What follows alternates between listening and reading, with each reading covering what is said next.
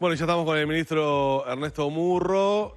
Tal vez tendríamos que estar hablando a esta altura del año y del periodo de gobierno de convenios salariales, de las rondas en el sector privado. Con mucho gusto, con mucho gusto. Me encantaría hablar de eso. Pero en la agenda informativa se han impuesto otros temas, ¿no? Pero capaz que es bueno. Como maestro, ¿cómo está viendo usted todo esto que está pasando? Bueno, yo fui maestro hace 40 años. ¿Era otra historia?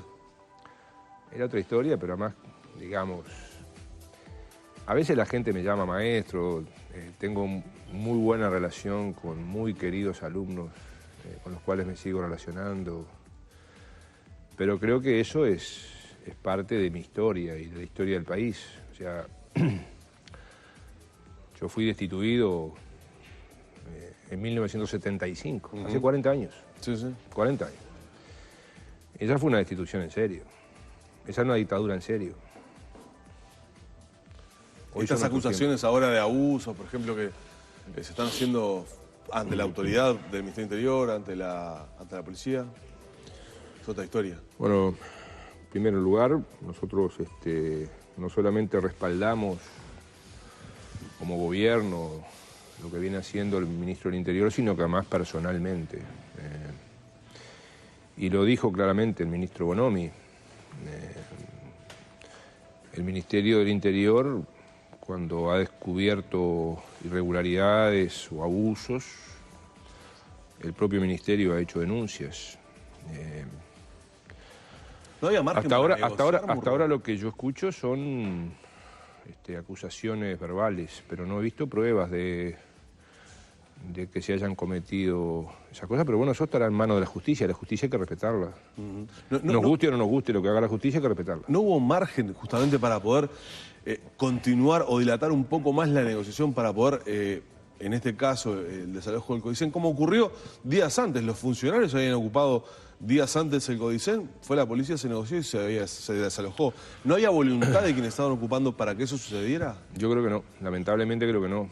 Creo que los estudiantes que estaban ahí, que yo creo que hay que conversar mucho con los estudiantes, estamos dispuestos a hacerlo. A mí nunca me pidieron una reunión. Los estudiantes nunca me pidieron una reunión. Estamos dispuestos a conversar porque yo creo que los estudiantes los jóvenes son fundamentales para el desarrollo de este país. Y a ver, en el caso, está bien la pregunta, en el caso de la ocupación que habían hecho los funcionarios del Codicen, se hizo la mediación por parte del Ministerio de Trabajo y Seguridad Social y desocuparon, sin problemas. Yo estuve ahí el día que desocuparon. Sin problemas. Digo, fue un trámite bastante rápido. ¿Qué pasó acá? Pero digo, hay un trámite para eso que está regulado por el decreto 354 del año 2010. En ese caso se aplicó y no hubo problemas. También se había aplicado en la ocupación de ACE, no hubo problemas. Acá, primero este edificio, donde habían 4 oficinas públicas, donde hay mucha información de personas, de empresas, de cosas importantes para el país, tuvo 5 días ocupados. No sabíamos ni por quién estaba ocupado. El gobierno dialogó al máximo y más allá. Dialogó el Poder Ejecutivo y dialogó el Poder Legislativo. Consultamos al Poder Judicial, esto lo hizo el ministro del Interior, y el Poder Judicial dijo que se debían encargarse de este tema administrativamente. Administrativamente es que nos encargáramos los ministerios. Sí, claro, está bien. El Poder Judicial dijo que se resolviera de esa manera. El Poder Legislativo, hubieron por lo menos 2 instancias. El Poder Legislativo. Sí, fueron recibidos. Varios legisladores, no, primero un grupo de legisladores, varios legisladores, que conversaron con los muchachos y no hubo acuerdo. Bien. Y es más, después se sacó algún comunicado en contra de esos legisladores que habían intentado esa mediación. Mediación, sí. Después el diputado Groba, como presidente de la Comisión de Presupuesto integrada con Hacienda, que es la comisión que está considerando el presupuesto, le dio 2 cartas escritas firmadas por él a los estudiantes, a un grupo de estudiantes que se presentaron como representantes de los estudiantes ocupantes, y tampoco eso sirvió. En esa carta que le dio el diputado Groba, firmada por él, se establecía que los recibía el lunes 28, en la comisión de presupuesto del Poder Legislativo. Tampoco sirvió. Después de eso, que eso termina más o menos a las 5:30 de la tarde del martes, después de eso va la misión negociadora del Ministerio de Trabajo y Seguridad Social. Y tampoco se logra nada allí. Peor, va la misión negociadora, van 2 abogados, va una funcionaria administrativa, gente del máximo nivel del ministerio, yo soy responsable de eso, y van a negociar y le tiran los papeles en la cara a los negociadores del ministerio. O sea, van con las actas donde les proponen una mesa de diálogo a cambio de que desocupen los 4 organismos que están ocupados en ese edificio. Les tiran los papeles en la cara a los negociadores. Allí queda expresa entonces lo que dice usted, que no había voluntad. Eso fue sobre las 6 de la tarde, las 7 de la tarde. Luego de eso, y habiendo una solicitud de los 4 organismos, que eran Ministerio Interior, que tiene oficinas ahí adentro, por ejemplo, ahí están las oficinas de las empresas del registro de empresas de seguridad, ni más ni menos. Sí. El Ministerio de Economía, que tenía varias oficinas, por ejemplo, de esas oficinas del Ministerio de Economía que estaban ahí adentro, dependía el pago a las intendencias, Sí.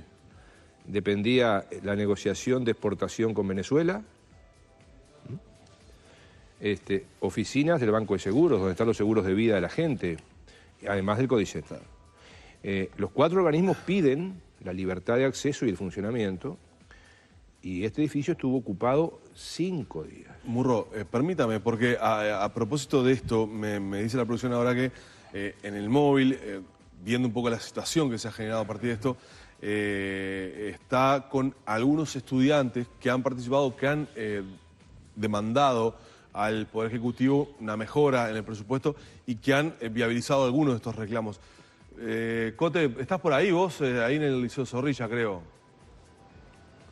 Sí, buen día, Danilo. Estamos por acá porque hace algunas horas nada más los estudiantes que estuvieron y participaron de esta ocupación en el CODICEN entregaron al Parlamento Nacional, a la Comisión de Presupuesto, un documento bastante largo con los puntos reivindicativos que tienen justamente para mejorar varios puntos también de la enseñanza. Estamos con una de las representantes. Buenos días.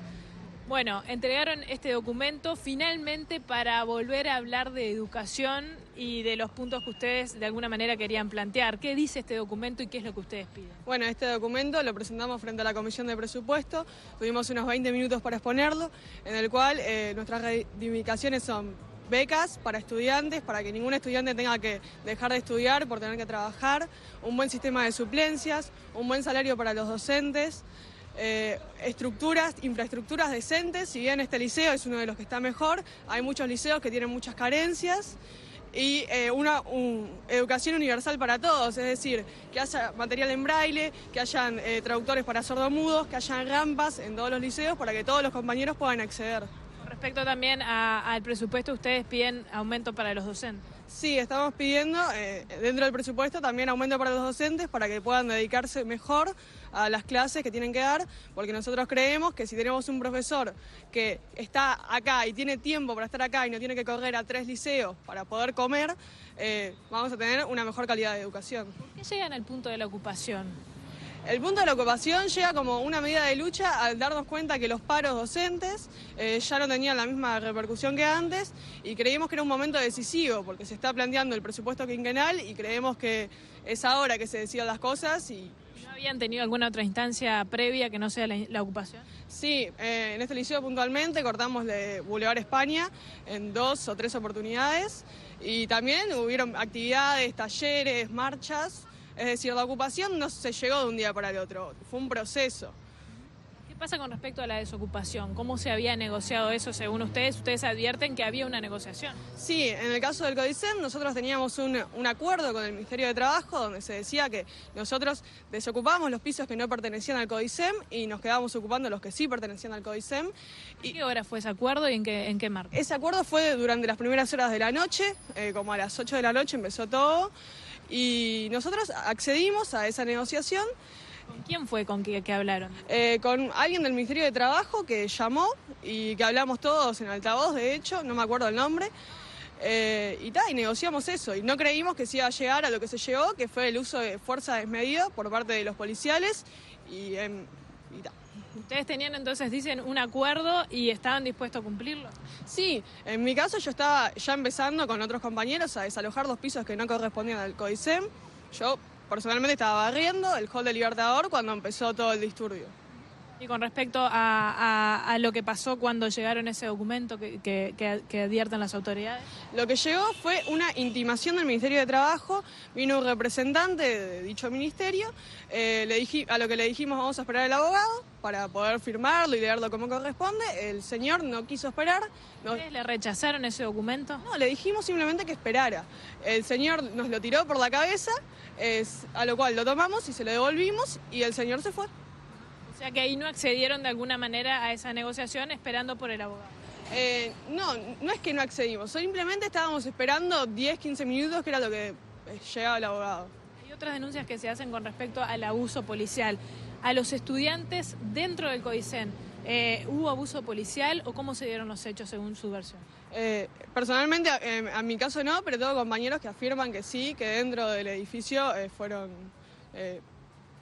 violentados por los ¿Dónde oficiales. estaban ustedes en ese momento? Yo en el momento que entraron estaba en el hall y cuando entraron fui al piso 3 donde había aproximadamente 30 estudiantes, capaz que un poco más, que estaban en un estado de pánico, que no sabíamos por dónde salir porque por Libertador era un caos salir y tuvieron compañeros que abrir la puerta de Colonia para poder salir con normalidad. Pero ahí no hubo de alguna manera presencia policial cuando salían. Cuando salías, depende en qué momento. Era un momento que ya se estaba formando la policía, estaba caminando hacia la puerta de Colonia y algunos compañeros tuvieron que salir bastante rápido a causa de eso. ¿Cómo sigue ahora las medidas de lucha por parte de ustedes? Entregaron este documento y ahora ¿cómo continúa? Bueno, primero que nada, tuvimos una muy buena reacción de parte de los representantes que estaban ahí y ahora vamos a coordinar una asamblea entre muchos gremios de secundaria, a ver qué medidas vamos a tomar. Y vamos a tener otra asamblea con los sindicatos de docentes y de funcionarios de la educación. Muchas gracias. En las palabras entonces de los estudiantes que ahora entregaron un documento entonces al Parlamento Nacional con estos puntos reivindicativos y además que dieron su versión evidentemente de lo que sucedió en las oficinas del CODICEN. Bien, Cote, gracias. Creo que la primera parte es compartible en cuanto a los reclamos. Las discrepancias tal vez es el enfoque de lo que pasó en el segundo tramo. Vamos por parte. En primer lugar, felicitaciones a los estudiantes por la entrega de un documento. Felicitaciones sinceramente por la entrega de un documento con el cual se puede estar más o menos de acuerdo, pero esto es parte de la democracia y de la construcción del país que nos merecemos. Así que felicitaciones por la entrega de un documento sobre el tema central que es el presupuesto, la importancia de la educación, y yo en eso los digo francamente, o sea, los felicito sinceramente. La segunda parte no es cierto. Definitivamente no es cierto. Creo que la estudiante, quizá ella esté mal informada, no fue una persona, fueron 3. Esto está filmado, además. Sí, ella dice que fueron... Está filmado. El representante del ministerio que tiró los papeles. Está filmado. Entonces, fueron 3 personas. Fueron 2 abogados y una funcionaria administrativa. No llevaron, como se dice por parte... La intimación de desalojo. Sino que lo que se plantea es generar una mesa de diálogo. Esto está escrito. Pasa que ni leyeron el papel. Por eso creo que ya están mal informadas. Ni leyeron el papel. Dice una mesa de diálogo. Si ustedes quieren, yo les puedo facilitar ese documento. El documento existe. Claro, sin firma, porque no lo firmaron porque se lo tiraron en la cara. Fue exactamente al revés. Y hay periodistas de testigos, hay periodistas que estaban presenciando eso, de testigos de que fue exactamente al revés. De que los papeles, los estudiantes, se los tiraron en la cara a los 3 funcionarios del ministerio que fueron a dialogar. Y la propuesta era instalar una mesa de diálogo, que esto es lo que prevé el decreto además. O sea, no es un antojo del ministerio. El decreto prevé la instalación de una mesa de diálogo a cambio del desalojo de los 4 organismos. Lo otro que no es cierto, esto ya lo hemos escuchado en alguna otra oportunidad, quizá también la estudiante esté mal informada, es que sobre las 20 horas hubo otra negociación con el Ministerio de Trabajo. No es cierto. La negociación que hubo con el Ministerio de Trabajo fue esta que hablamos. Y terminó allí.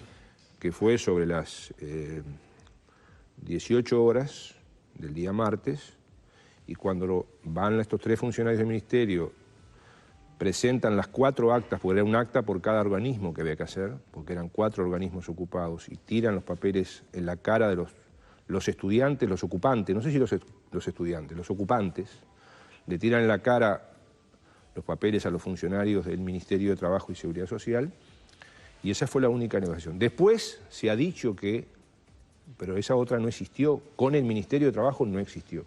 Burro, ¿usted coincide? O sea, perdón. Sí. O sea, se dice que se abrió una negociación para que desocuparan 3 organismos y mantuvieran ocupados el CODICEN. Esa negociación con el Ministerio de Trabajo no existió. Sí, de pronto fue un diálogo con la policía eso. Está bien, pero reitero, esa negociación... Lo dijo la estudiante, la escuchábamos recién. Y si hubiera existido, sí, no era aceptada, porque acá habían pasado 5 días, estaba ilegalmente ocupado un edificio, y se procedió a la desocupación de ese edificio. ¿Usted considera que había gente en la ocupación adentro del edificio con intenciones e intereses totalmente distintos de la gente que estaba afuera? Yo respeto mucho a los estudiantes. Por eso los felicito por esto que están haciendo ahora. Ojalá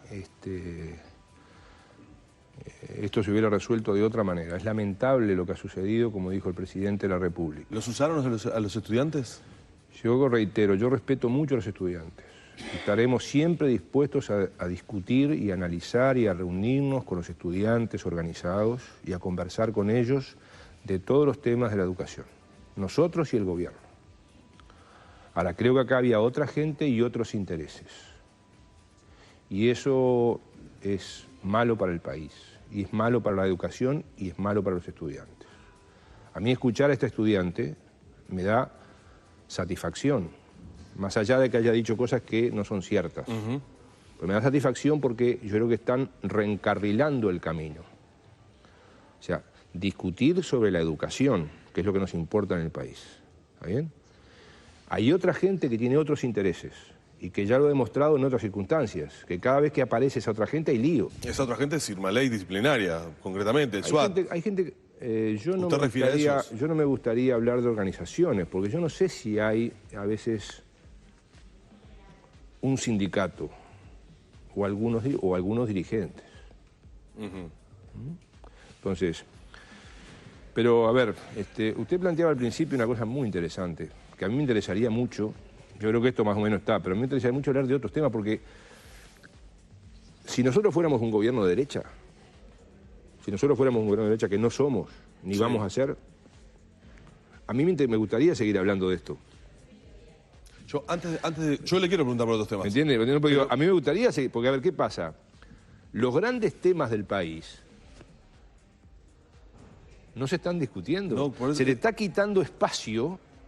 Entonces, si yo fuera un gobierno de derecha, pero a ver, quisiera seguir hablando de esto, porque ¿qué pasa? De esa manera no se discute el presupuesto, no se discute qué educación queremos, no se discute los consejos de salario, no se discute lo que pasa con Fripur, lo que está pasando en Bella Unión, lo que está pasando en Paysandú, lo que está pasando en el sector lácteo, lo que está pasando en el transporte.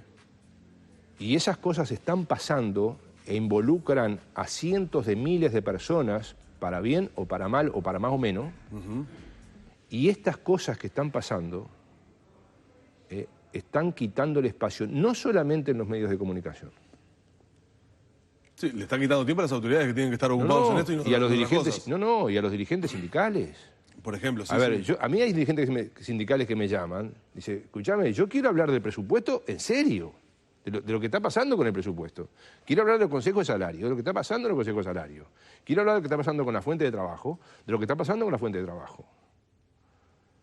Por eso digo, si nosotros fuéramos gobierno de derecha, estaríamos dando manija que se siga hablando de esto, porque entre tanto pasa el tiempo. Si estamos a 5 días de que empiecen a votar el presupuesto en el diputados, ¿no? Pasa el tiempo y entonces las cosas en serio que hay que discutir en este país, por eso es que yo felicito a la estudiante por haber presentado ese documento, sin perjuicio del final de sus expresiones, porque creo que eso vuelve a poner el centro en lo que hay que poner el centro en Uruguay. Yo no quiero terminar la nota con usted sin preguntarle de estos otros temas, porque se me va a acabar el tiempo y me voy a quedar sin posibilidad de Pero preguntarle. además hay cosas buenas que están pasando que yo quiero hablar. Le quiero preguntar brevemente por lo que dijo ayer el doctor Vázquez respecto a convocar a los padres a que envíen a sus hijos a los centros de estudio cuando hay paros. ¿Usted comparte eso? A ver, yo creo Porque, que... por ejemplo, desde el punto del movimiento sindical ha generado alguna reacción esta expresión de Vázquez. Pero yo creo que todos debemos ser autocríticos, porque a veces parecería que los únicos que debemos ser autocríticos, que debemos serlo, somos los del gobierno.